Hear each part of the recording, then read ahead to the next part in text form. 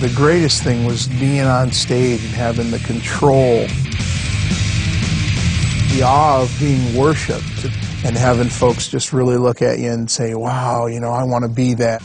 As leader of a heavy metal band, Kirk Martin projected an angry, wild image on stage. And getting just thousands of people to scream profanities, that was the biggest rush for me. Offstage, people just found him mean.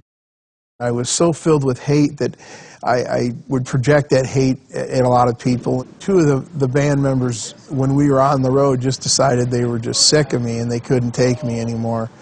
And they actually decided to leave the band. But the message in Kirk's music captured the minds of his young audience. My whole intention was to tell people to believe in yourself, follow your own visions, your own dreams, and crush whoever's in your way. Kirk had no illusions about where his growing success came from. I got on the ground and I clawed the earth. I told Satan, I said, if you give me what I want, if you make me a god, if you give me the women and the drugs and the fame and everything, and you give me the power to crush people, I will serve you until the end of time. Within 2 days, I was offered a recording contract. While Kirk pushed for fame and fortune, he tried to keep a secret bottled up inside.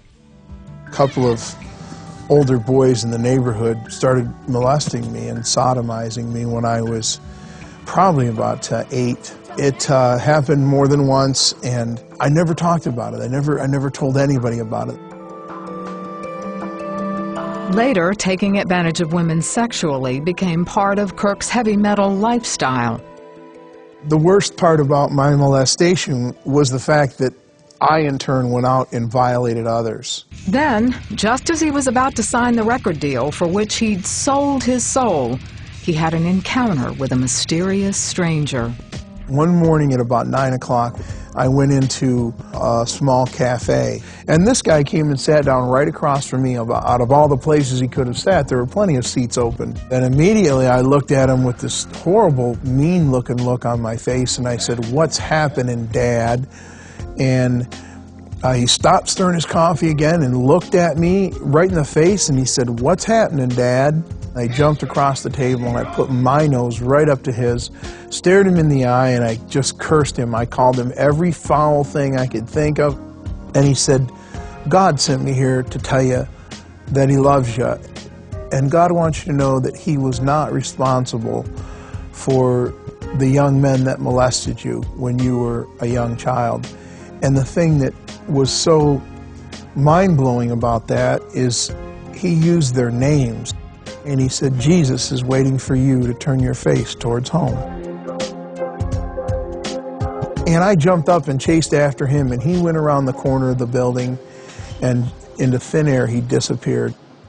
Not long after that, Kirk was sleeping in his band's tour bus when it shook violently in the middle of the night.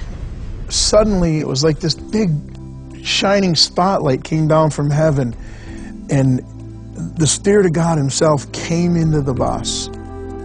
And I didn't know why I hated God so much. Everything just slipped away, and the only thing I felt was love. I felt accepted. I felt like I was that little boy again before I got molested.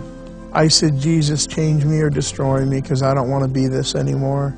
I realize now that in the presence of God, sin and hate and ugliness there's no room for it. It has to leave, and all these things began to leave my heart.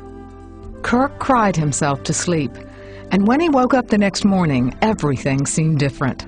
The grass was greener, the sky was fluffier, the clouds were beautiful, and I was different.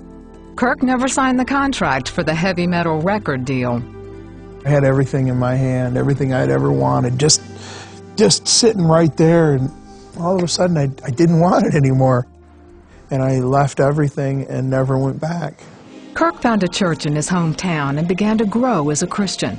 A Christian counselor also urged him to seek out the young men who had molested him and forgive them. I did find them. "I don't know if you remember me or not." And I said, "Why did you do this to me?" And then they began to tell me the story of how someone had violated them. The one young boy, how he had found a pornography magazine, and that's what led him to abuse me and then invite the other boy to abuse me. They had given their hearts to Christ. We sat down and we cried and we hugged and we talked about it and we prayed. That's how I got past all that. Over time, he found his musical talent moving in a new direction, writing and performing worship songs. He and his family travel around the country sharing the miracle that changed Kirk's life. My wife is just a treasure. My family is the greatest testimony of God's mercy and God's grace, because I thought I would never have such a wonderful blessing. Once I started to realize that God wasn't out to get me, I started to see the blessings.